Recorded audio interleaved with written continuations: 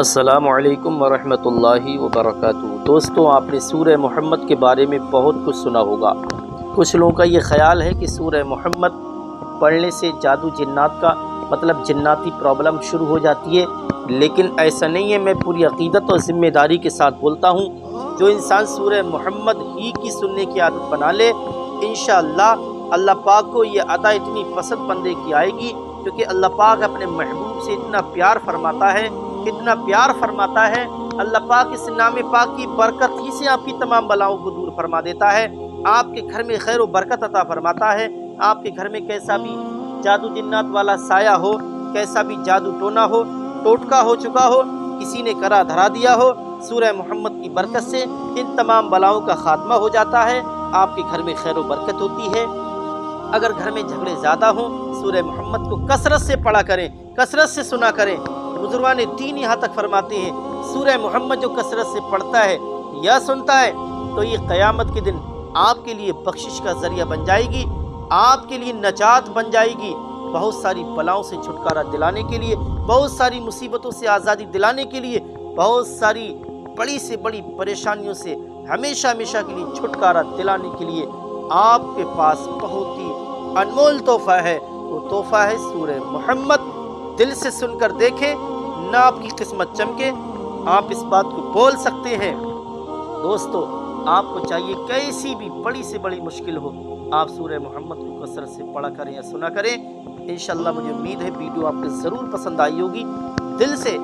आप अपना भाई अजीज़ समझ करके इस वीडियो को दिल से लाइक कर दें, चैनल को सब्सक्राइब कर दें और इस वीडियो को सदक़े जारिया समझ कर तमाम मुसलमानों में ज़रूर फैलाएँ।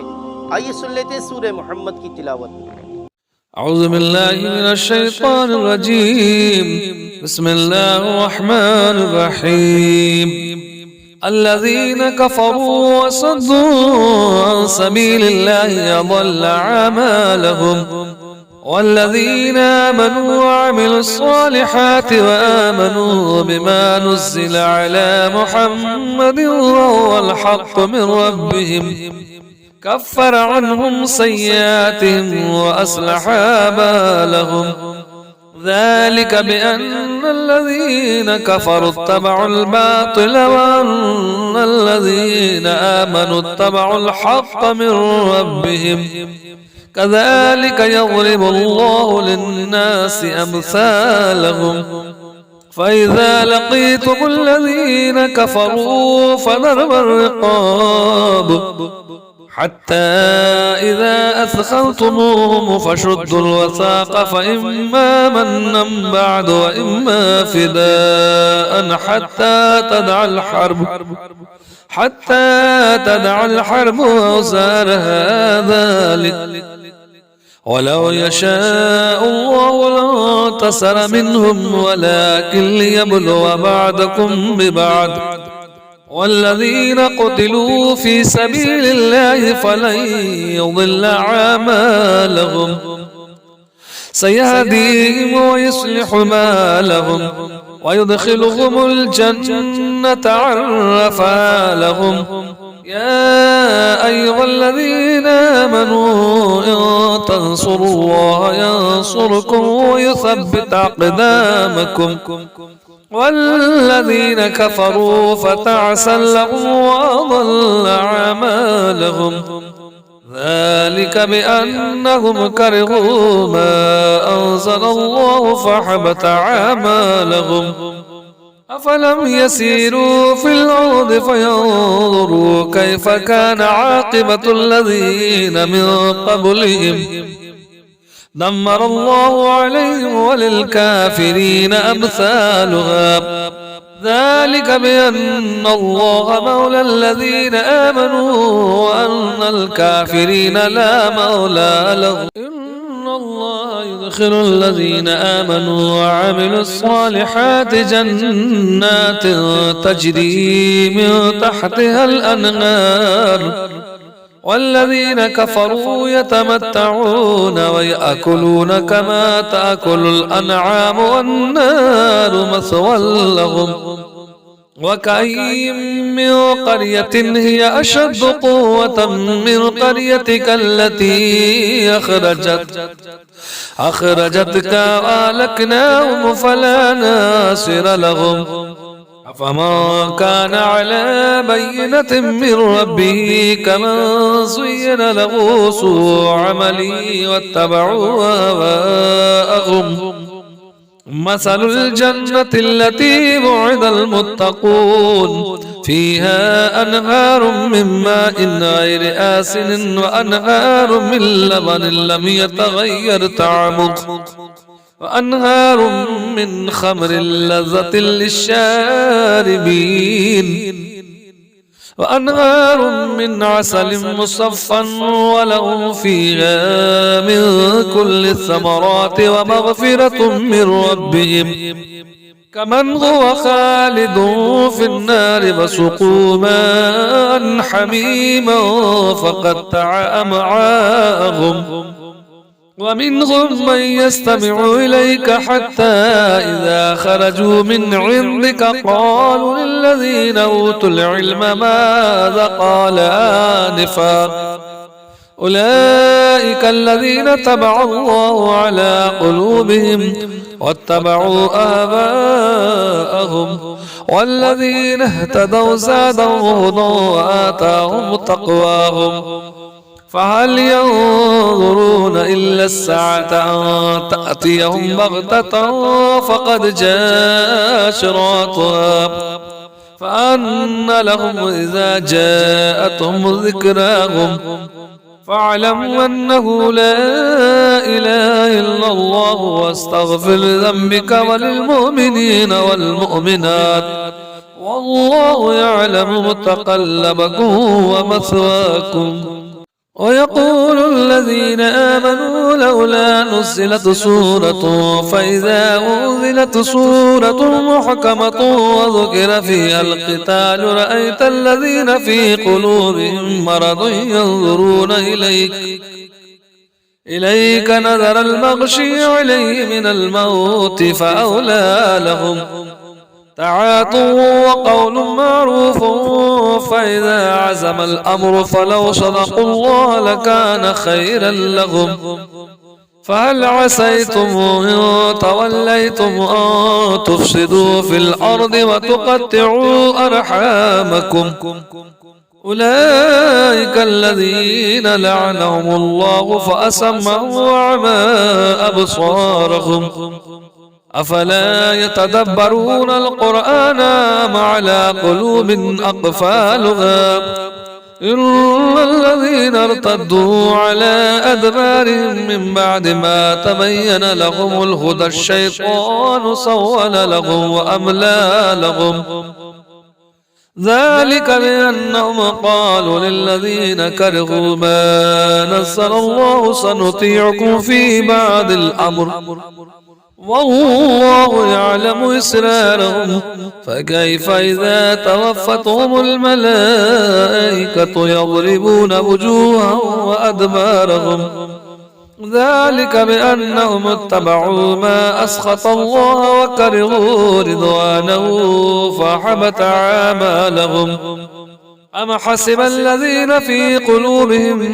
مرض أن لن يخرج الله أضغانهم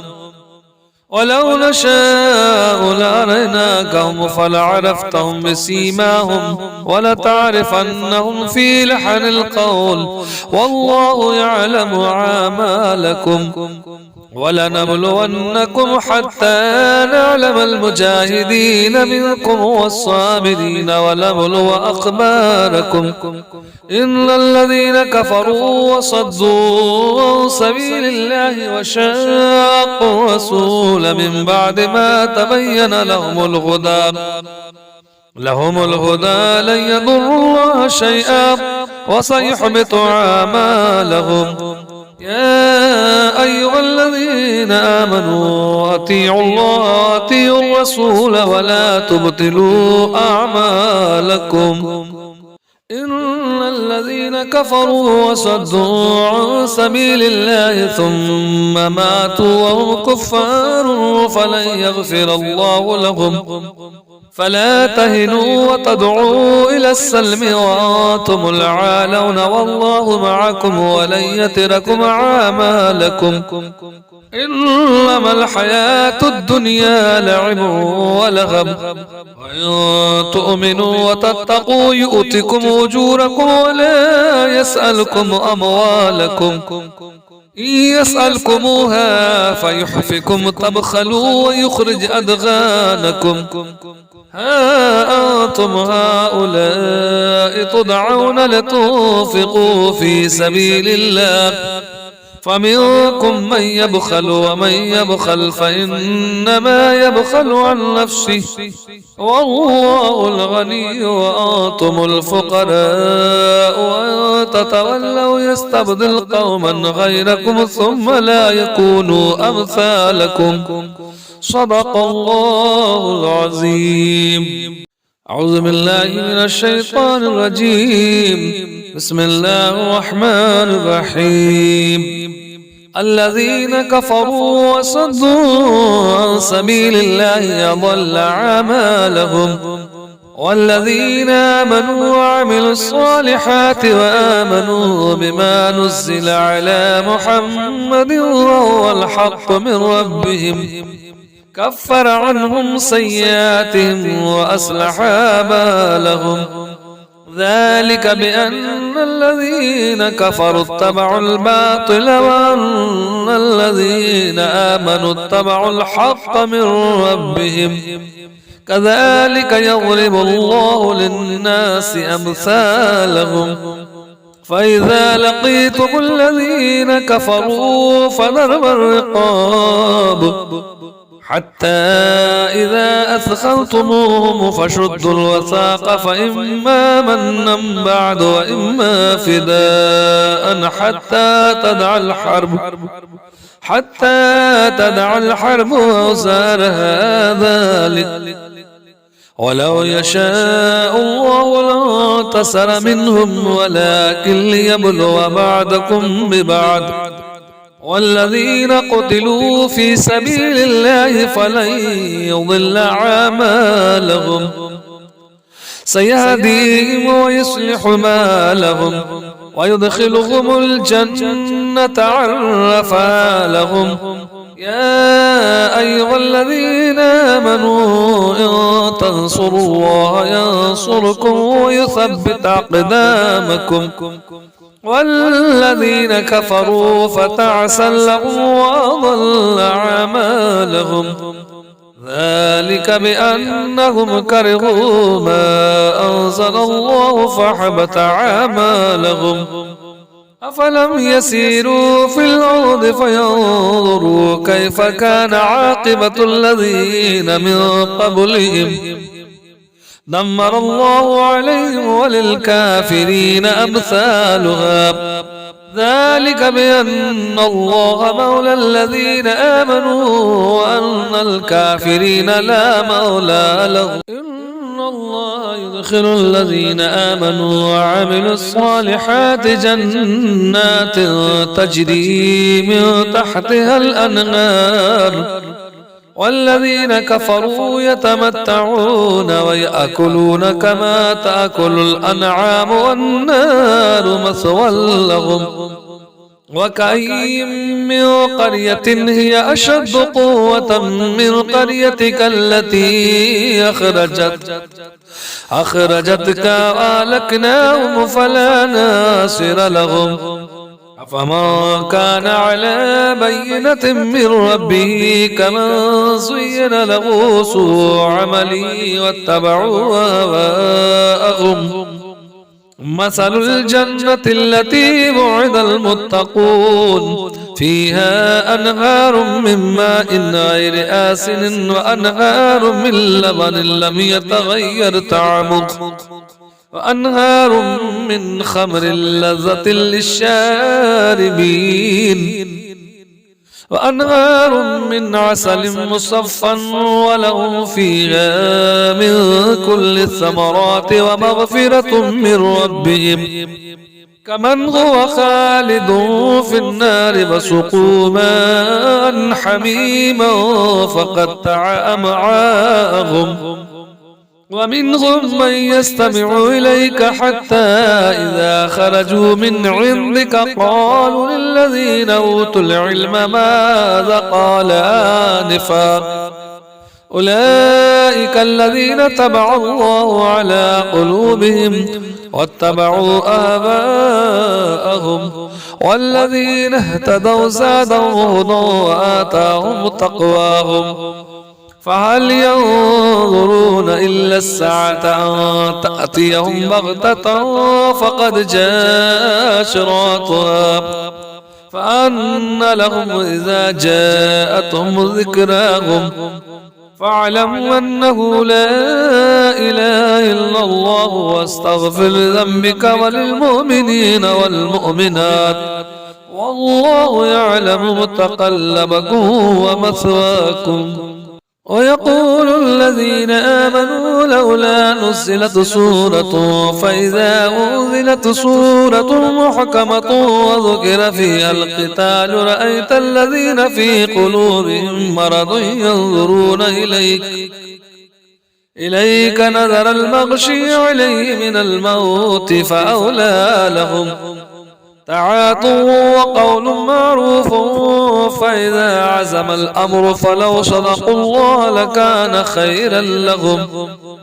فهل عسيتم إن توليتم أن تفسدوا في الأرض وتقطعوا أرحامكم أولئك الذين لعنهم الله فأسمعوا وأعمى أبصارهم أفلا يتدبرون القرآن أم على قلوب أقفالها إن الذين ارتدوا على أدبارهم من بعد ما تبين لهم الهدى الشيطان سول لهم وأملى لهم ذلك بأنهم قالوا للذين كرهوا ما نزل الله سنطيعكم في بعض الأمر والله يعلم إسرارهم فكيف إذا توفتهم الملائكة يضربون وجوههم وأدبارهم ذلك بأنهم اتبعوا ما أسخط الله وكرهوا رضوانه فحبط أعمالهم أم حسب الذين في قلوبهم مرض أن لن يخرج الله أضغانهم ولو نشاء لأريناكهم فلعرفتهم بسيماهم ولتعرفنهم في لحن القول والله يعلم أعمالكم ولنبلونكم حتى نعلم المجاهدين منكم والصابرين ونبلو أخباركم إن الذين كفروا وصدوا عن سبيل الله وشاقوا الرسول من بعد ما تبين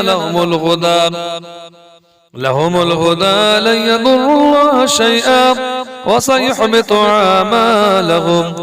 يا أيها الذين آمنوا أطيعوا الله وأطيعوا الرسول ولا تبطلوا أعمالكم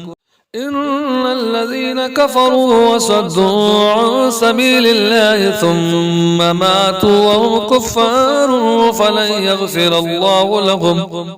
فلا تهنوا وتدعوا إلى السلم وأنتم العالون والله معكم ولن يتركم أعمالكم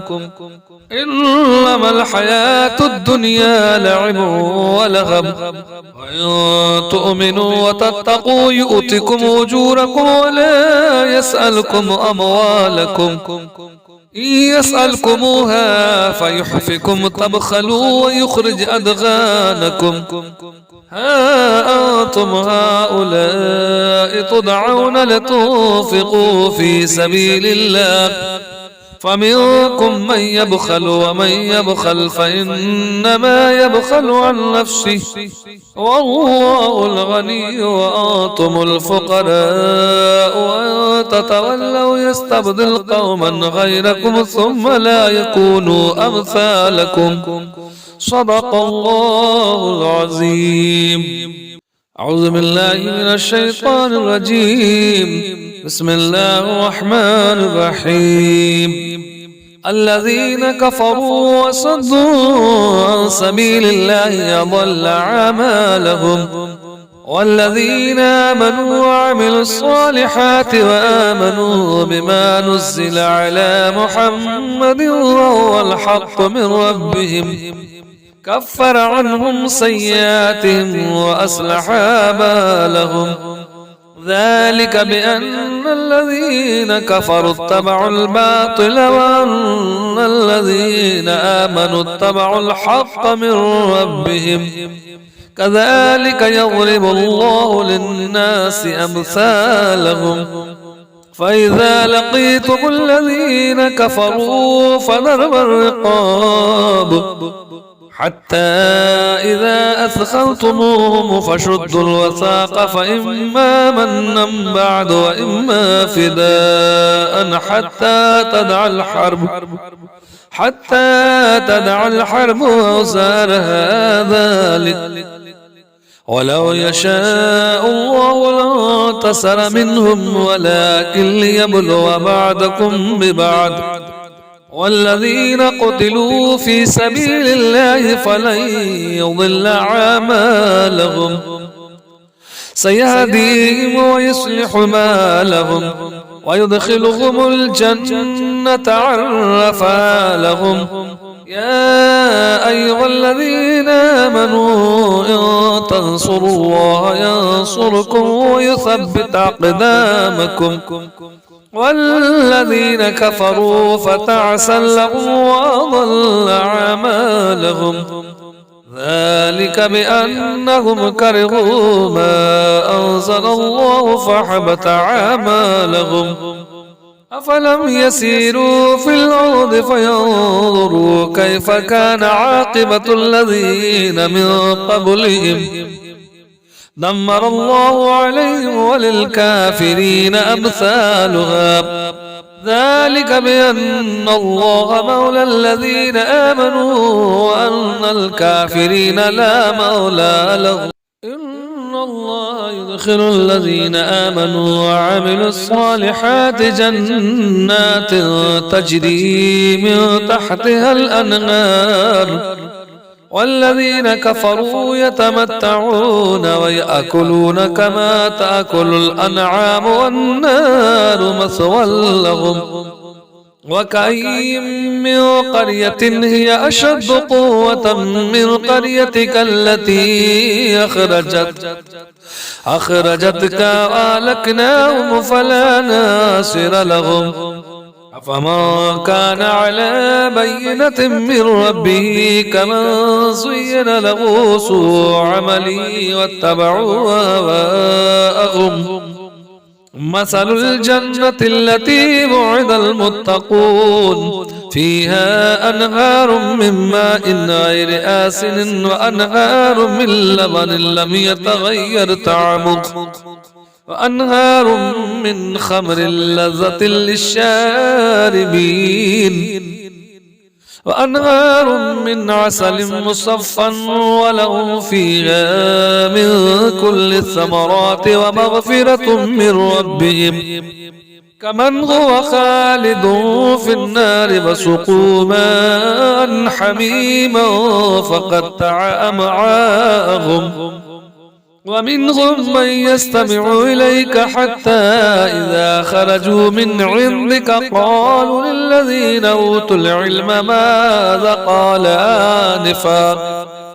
أولئك الذين طبع الله على قلوبهم واتبعوا آباءهم والذين اهتدوا زادهم هدى وآتاهم تقواهم فهل ينظرون إلا الساعة أن تأتيهم بغتة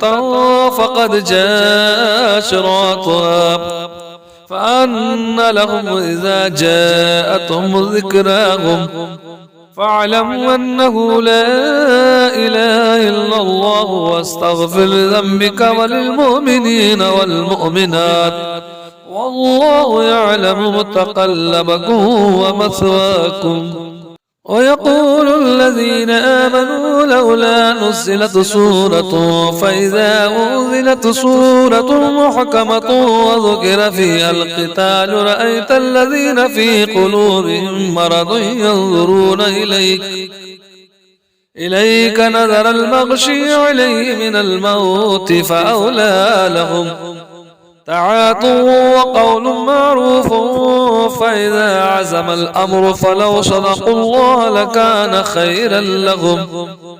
فهل عسيتم إن توليتم أن تفسدوا في الأرض وتقطعوا أرحامكم أولئك الذين لعنهم الله فأسمعوا وأعمى أبصارهم أفلا يتدبرون القرآن أم على قلوب أقفالها إن الذين ارتدوا على أدبارهم من بعد ما تبين لهم الهدى الشيطان سول لهم وأملى لهم ذلك بأنهم قالوا للذين كرهوا ما نزل الله سنطيعكم في بعض الأمر والله يعلم إسرارهم فكيف إذا توفتهم الملائكة يضربون وجوههم وأدبارهم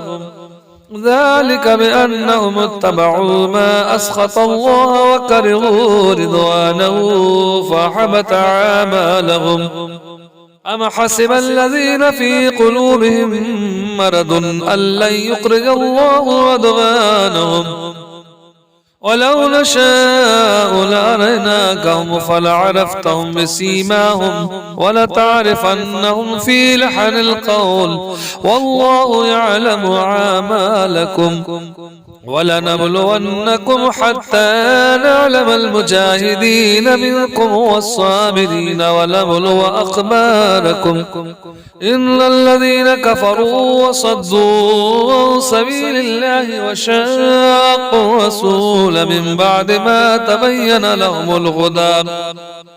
لهم الهدى لن يضروا الله شيئا وسيحبط أعمالهم يا أيها الذين آمنوا أطيعوا الله وأطيعوا الرسول ولا تبطلوا أعمالكم إن الذين كفروا وصدوا عن سبيل الله ثم ماتوا وهم كفار فلن يغفر الله لهم فلا تهنوا وتدعوا إلى السلم وأنتم العالون والله معكم ولن يتركم أعمالكم إنما الحياة الدنيا لعب ولهب وإن تؤمنوا وتتقوا يؤتكم أجوركم ولا يسألكم أموالكم إن يسألكموها فيحفكم تبخلوا ويخرج أدغانكم ها أنتم هؤلاء تدعون لتنفقوا في سبيل الله فمنكم من يبخل ومن يبخل فإنما يبخل عن نفسه والله الغني وأنتم الفقراء وإن تتولوا يستبدل قوما غيركم ثم لا يكونوا أمثالكم صدق الله العظيم بسم الله الرحمن الرحيم الذين كفروا وصدوا عن سبيل الله أضل أعمالهم والذين آمنوا وعملوا الصالحات وآمنوا بما نزل على محمد وهو الحق من ربهم كفر عنهم سيئاتهم وأصلح بالهم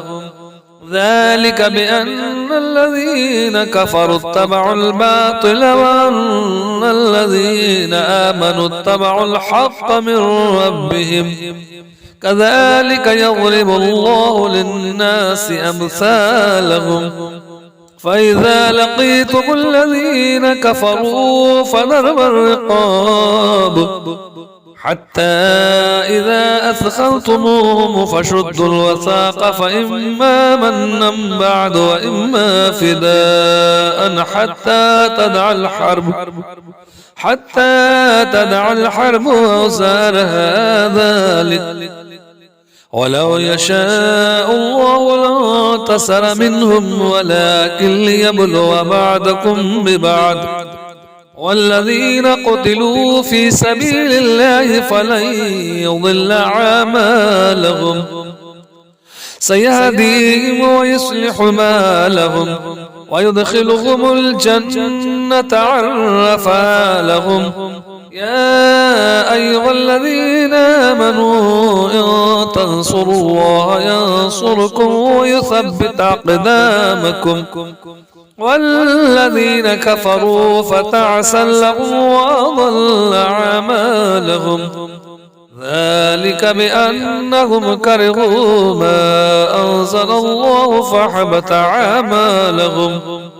أفلم يسيروا في الأرض فينظروا كيف كان عاقبة الذين من قبلهم دمر الله عليهم وللكافرين أمثالها ذلك بأن الله مولى الذين آمنوا وأن الكافرين لا مولى لهم إن الله يدخل الذين آمنوا وعملوا الصالحات جنات تجري من تحتها الأنهار والذين كفروا يتمتعون ويأكلون كما تأكل الأنعام والنار مثوى لهم وكأي من قرية هي أشد قوة من قريتك التي أخرجتك وأهلكناهم فلا ناصر لهم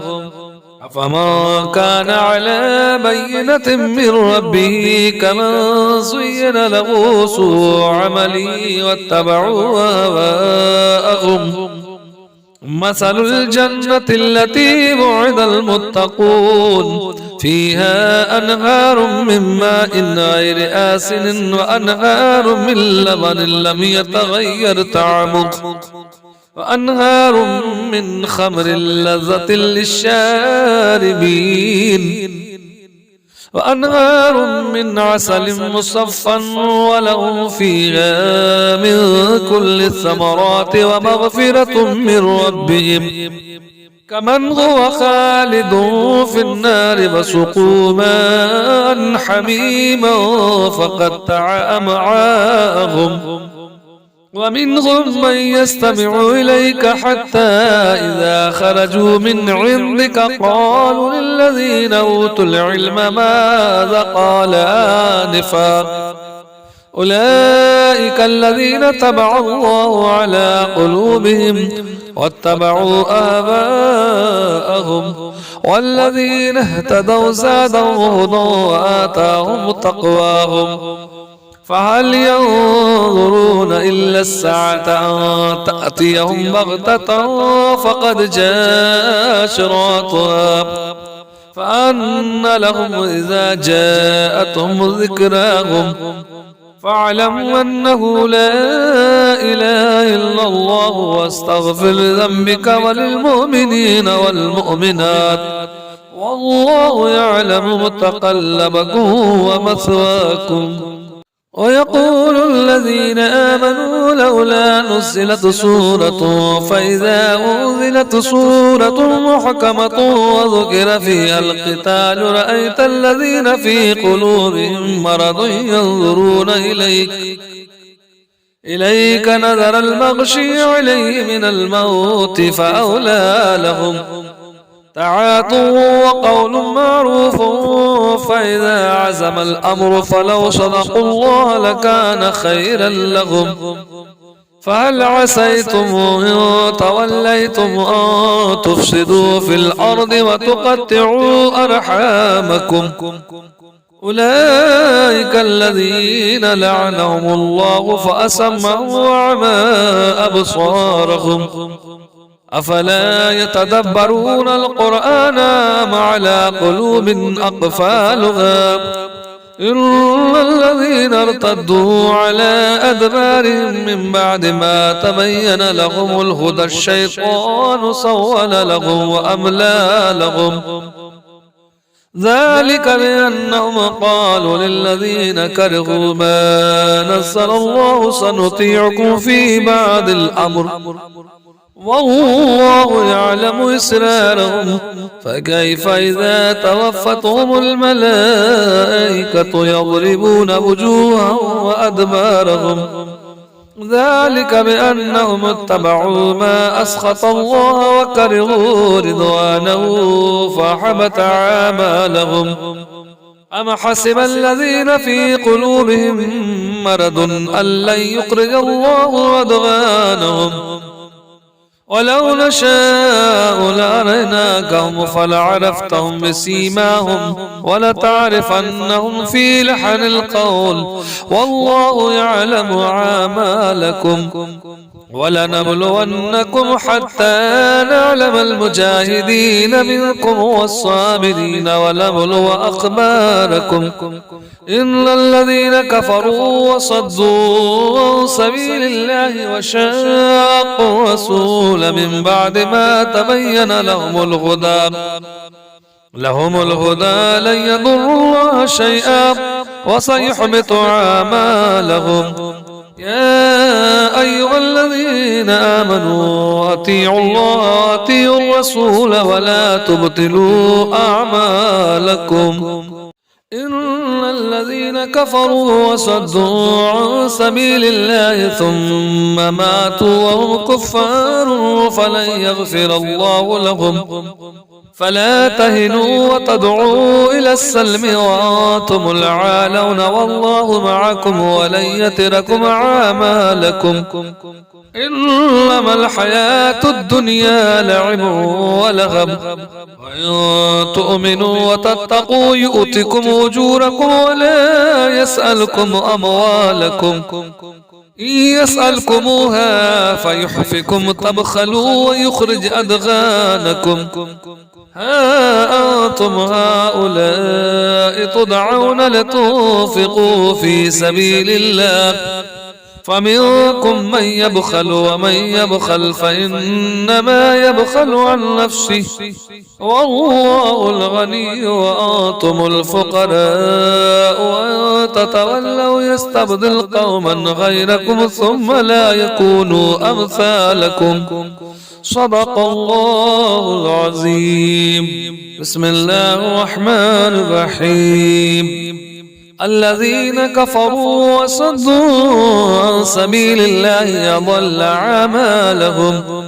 والذين آمنوا وعملوا الصالحات وآمنوا بما نزل على محمد وهو الحق من ربهم كفر عنهم سيئاتهم وأصلح بالهم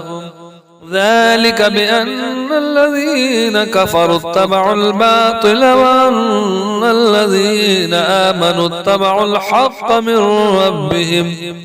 كذلك يضرب الله للناس أمثالهم فإذا لقيتم الذين كفروا فضرب الرقاب حتى إذا أثخنتموهم فشدوا الوثاق فإما منا بعد وإما فداء حتى تدع الحرب وأوزارها ذلك ولو يشاء الله لانتصر منهم ولكن ليبلو بعضكم ببعض والذين قتلوا في سبيل الله فلن يضل أعمالهم سيهديهم ويصلح بالهم ويدخلهم الجنة عرفها لهم يا أيها الذين آمنوا إن تنصروا الله ينصركم ويثبت أقدامكم والذين كفروا فتعسا لهم وأضل أعمالهم ذلك بأنهم كرهوا ما أنزل الله فحبط أعمالهم أفلم يسيروا في الأرض فينظروا كيف كان عاقبة الذين من قبلهم دمر الله عليهم وللكافرين أمثالها ذلك بأن الله مولى الذين آمنوا وأن الكافرين لا مولى لهم إن الله يدخل الذين آمنوا وعملوا الصالحات جنات تجري من تحتها الأنهار والذين كفروا يتمتعون ويأكلون كما تأكل الأنعام والنار مثوى لهم وكأي من قرية هي أشد قوة من قريتك التي أخرجتك وأهلكناهم فلا ناصر لهم أفمن كان على بينة من ربه كمن زين له سوء عمله واتبعوا هواءهم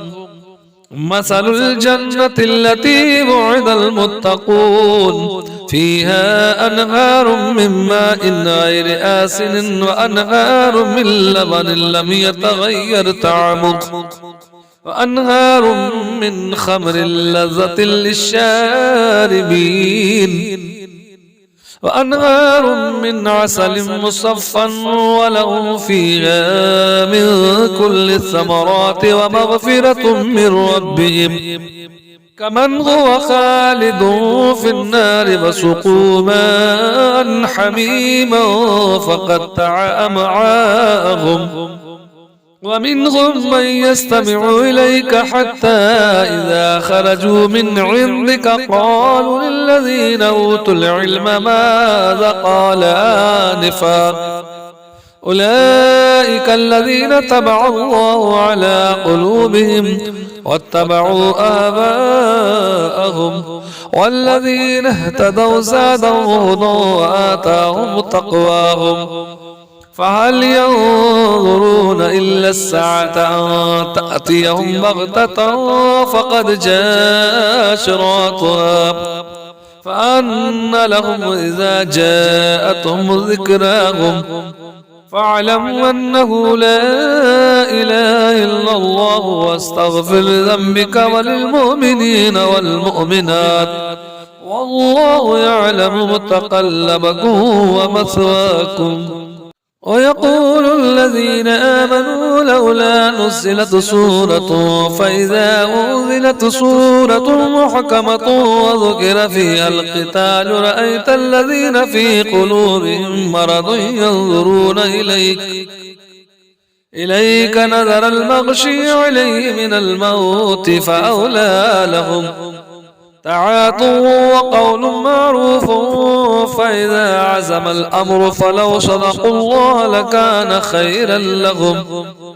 فهل عسيتم إن توليتم أن تفسدوا في الأرض وتقطعوا أرحامكم أولئك الذين لعنهم الله فأسمعوا وأعمى أبصارهم أفلا يتدبرون القرآن أم على قلوب أقفالها إن الذين ارتدوا على أدبارهم من بعد ما تبين لهم الهدى الشيطان سول لهم وأملى لهم ذلك بأنهم قالوا للذين كرهوا ما نزل الله سنطيعكم في بعض الأمر والله يعلم إسرارهم فكيف إذا توفتهم الملائكة يضربون وجوههم وأدبارهم ذلك بأنهم اتبعوا ما أسخط الله وكرهوا رضوانه فحبط أعمالهم أم حسب الذين في قلوبهم مرض أن لن يخرج الله أضغانهم ولو نشاء لأريناكهم فلعرفتهم بسيماهم ولتعرفنهم في لحن القول والله يعلم أعمالكم ولنبلونكم حتى نعلم المجاهدين منكم والصابرين ونبلو أخباركم إن الذين كفروا وصدوا عن سبيل الله وشاقوا الرسول من بعد ما تبين لهم الهدى لن يضروا الله شيئا وسيحبط أعمالهم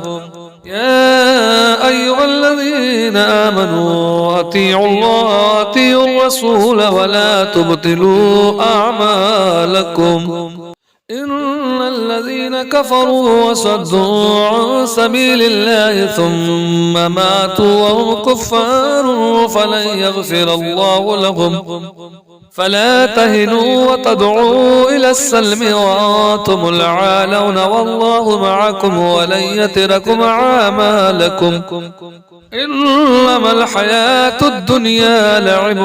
ولغب وإن تؤمنوا وتتقوا يؤتكم أجوركم ولا يسألكم أموالكم إن يسألكموها فيحفكم تبخلوا ويخرج أدغانكم ها أنتم هؤلاء تدعون لتنفقوا في سبيل الله فمنكم من يبخل ومن يبخل فإنما يبخل عن نفسه والله الغني وأنتم الفقراء وإن تتولوا يستبدل قوما غيركم ثم لا يكونوا أمثالكم صدق الله العظيم.